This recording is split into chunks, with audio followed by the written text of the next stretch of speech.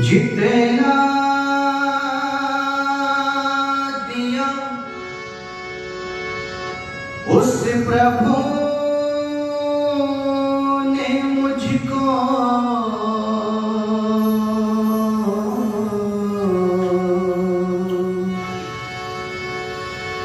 जितना दिया उस प्रभु ने मुझको उतनी मेरी औकात नहीं।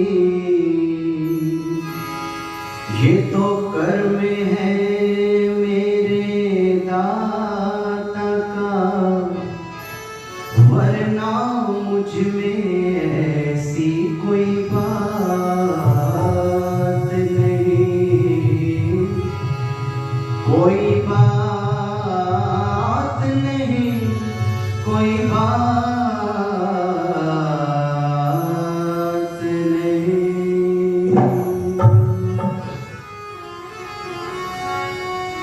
उस तन की बड़ाई कौन करे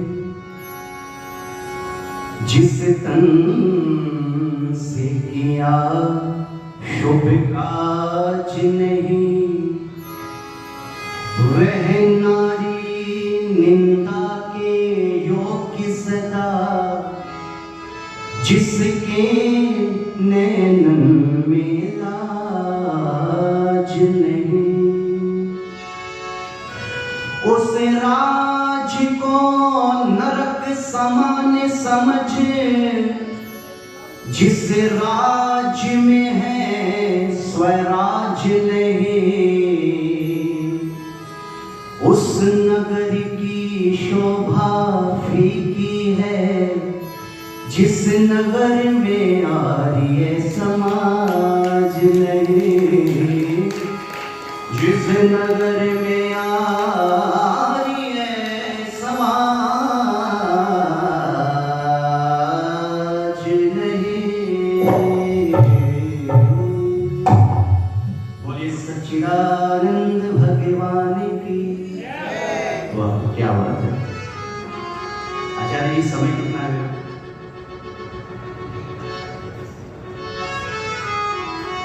आइए बिल्कुल न्यू गीत। सर्वप्रथम आपके बीच में आने का सौभाग्य मुझे मिला है। बड़ी तारीफ हिसार मॉडल टाउन आर्य समाज की आर्य जगत के प्रबुद्ध लोगों से सुनी, और आज मुझे भी आने का यहाँ मौका मिला तो मैं अपने आप को धन्य समझता हूँ। आइए उस परम पिता परमात्मा की चर्चा को जहाँ से आचार्य जी ने छोड़ा है वहीं से मैं प्रारंभ करता हूँ। प्रभु तेरी चतुराई मेरी नहीं समझ में आई। तूने क्या खेल खिलाए, कण कण अंदर बसा हुआ। अरे कण कण अंदर रमा हुआ, पर कहीं नजर ना आए।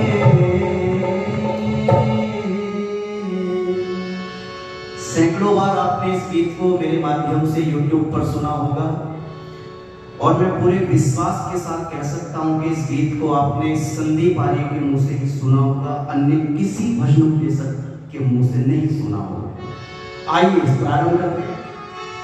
प्रभु तेरी चतुराई मेरी नहीं समझ में आई। प्रभु तेरी चतुराई मेरी नहीं समझ में आई।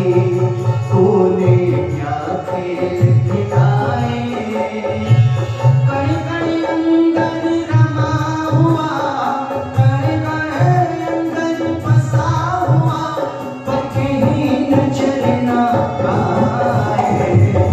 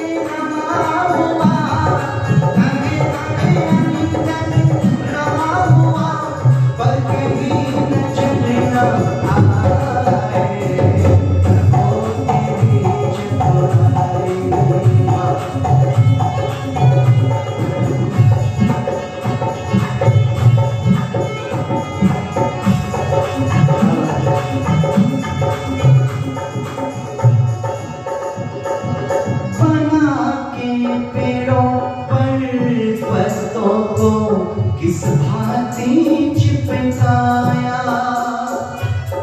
डाल सुगंधी फूलों में ये, डाल सुगंधी फूलों में ये रंग कहाँ से आया, हो आया, आया।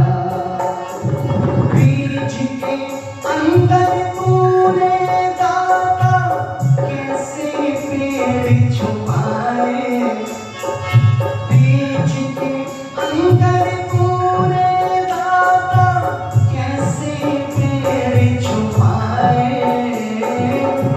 कण कण अंदर रमा हुआ, हर कण कण अंदर बसा हुआ, पर कहीं नजर न आए। रगों के बीच तोड़ाए, मेरी नहीं समझ में आए। बोले क्या तेरे पिताए, कण कण अंदर रमा हुआ, पर कहीं नजर न आए। रगों के बीच तोड़ाए। ये बात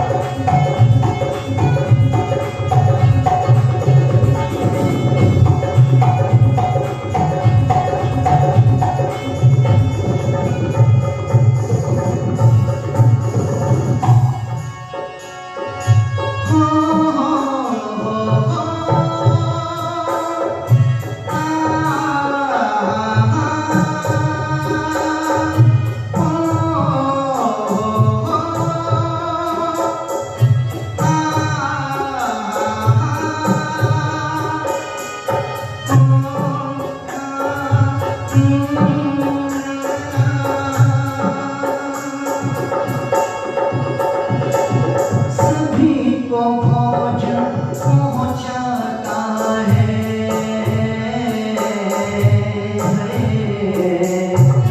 सभी को भोजन पहुंचाता है, जहाँ जो पैदा होता तू तो उसको भी पाले, जो तू तो उसको भी पाले, जो माँ के उर में सोता, सोता। मछली कीड़ा खाते देखी, बगुला मछली खाए, क्या व्यवस्था है। मछली कीड़ा खाते देखी, बगुला मछली खाए। कण कण अंदर रमा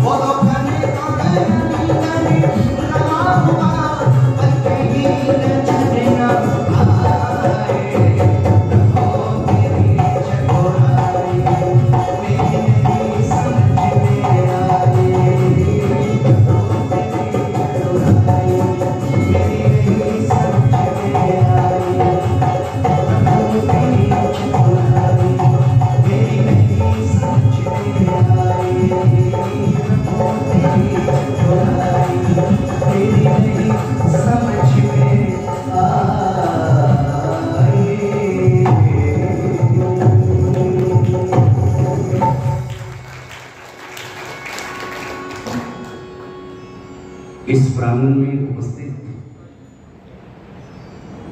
दिल्ली की पावन धरा से चलकर के हम सभी के बीच में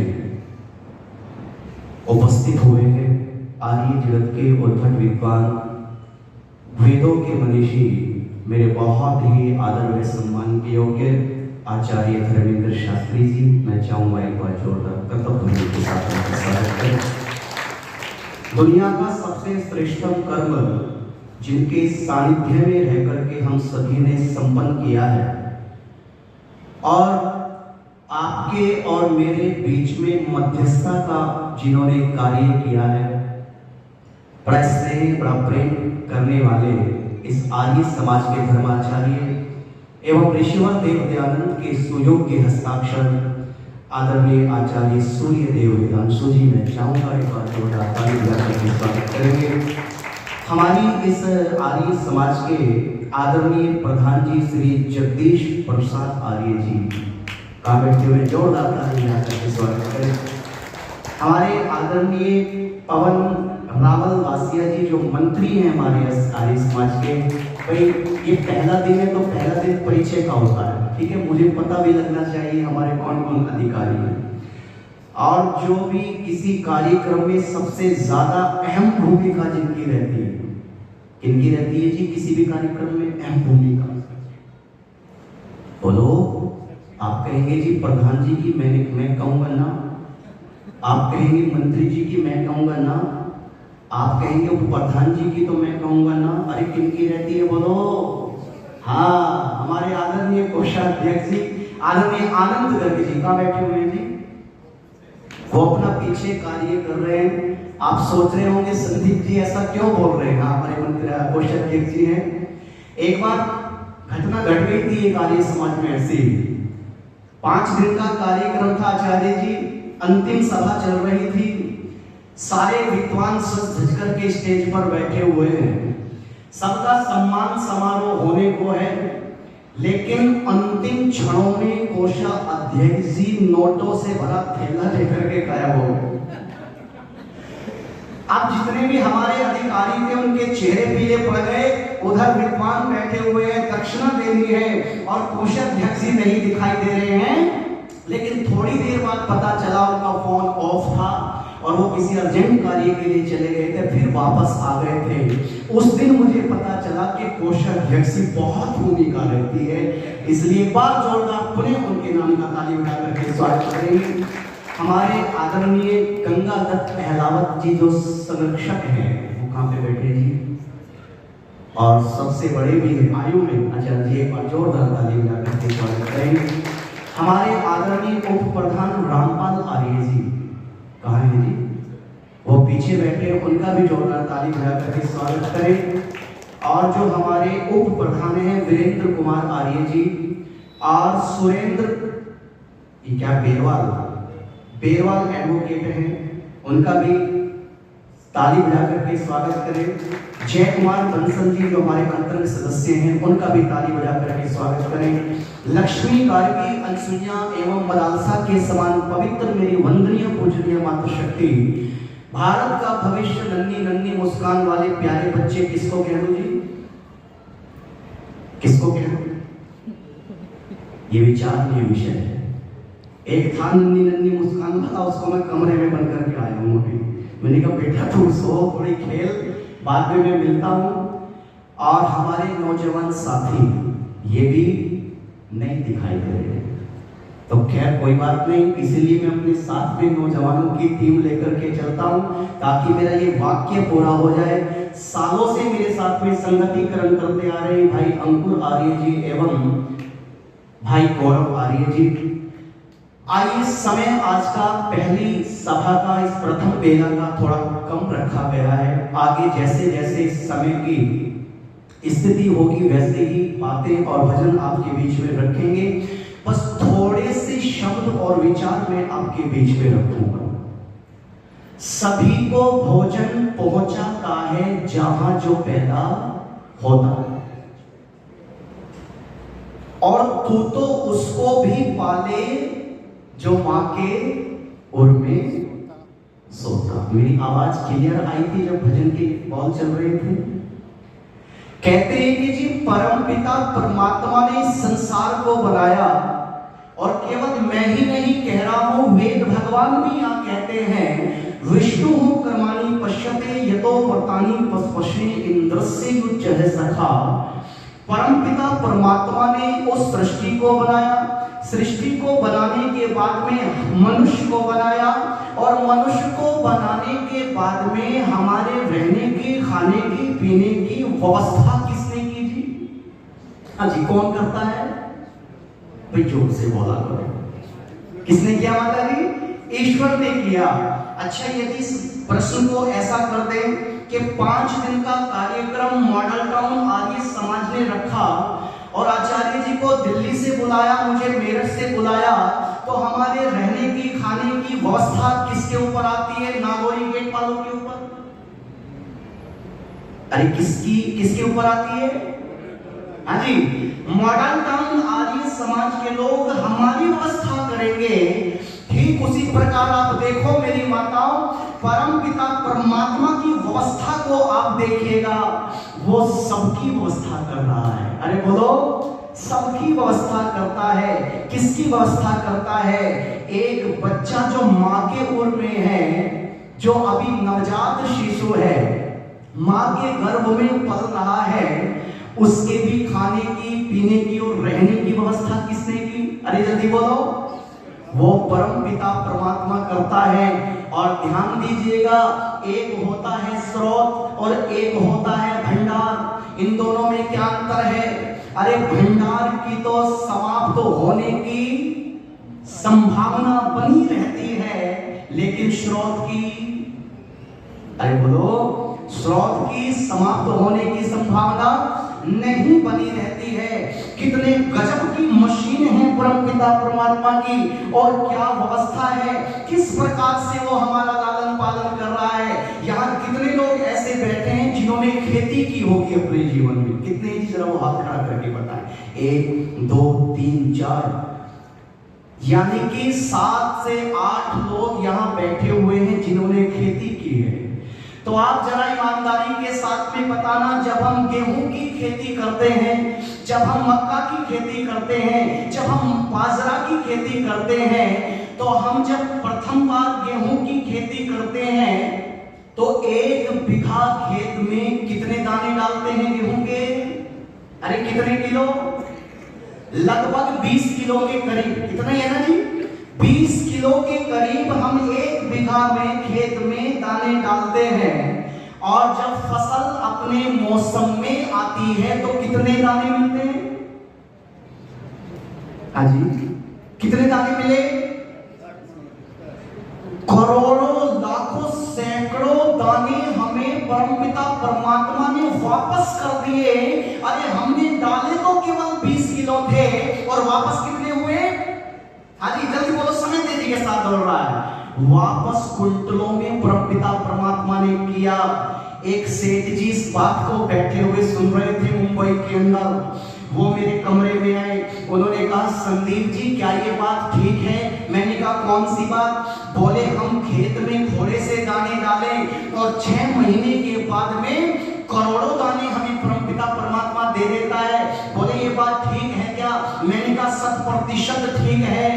तो सेठ जी कहने लगे, तो संदीप जी यदि यही सेम फॉर्मूला मेरे घर में रखी हुई तिजोरी के साथ में हो जाए तो आनंद आ जाएगा।